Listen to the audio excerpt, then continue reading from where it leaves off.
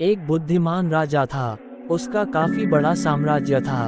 उसके राज्य में प्रजा हर तरह से खुशहाल थी। राजा को अपने उत्तराधिकारी की तलाश थी। उसके 3 बेटे थे। राजा इस पुरानी परंपरा को नहीं निभाना चाहता था कि सबसे बड़े बेटे को ही गद्दी पर बिठाया जाए। वो सबसे बुद्धिमान और काबिल बेटे को सत्ता सौंपना चाहता था। इसलिए राजा ने उत्तराधिकारी के लिए तीनों की परीक्षा लेने का फैसला किया। राजा ने तीनों बेटों को अलग अलग दिशाओं में भेजा।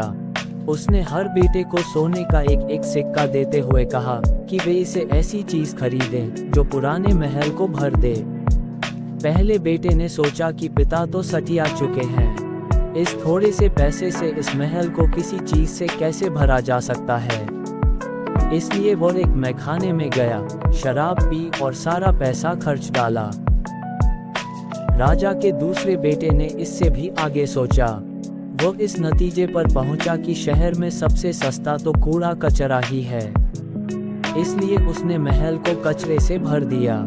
तीसरे बेटे ने 2 दिन तक इस पर चिंतन मनन किया कि महल को सिर्फ एक सिक्के से कैसे भरा जा सकता है। वो वाकई कुछ ऐसा करना चाहता था जिससे पिता की उम्मीद पूरी होती हो। उसने मोमबत्तियां और लोबान की बत्तियां खरीदी और फिर पूरे महल को रोशनी और सुगंध से भर दिया। इस तीसरे बेटे की बुद्धिमानी से खुश होकर राजा ने उसे अपना उत्तराधिकारी बनाया। इस हिंदी कहानी से हमें ये सीख मिलता है कि बुद्धि से कुछ भी पाया जा सकता है।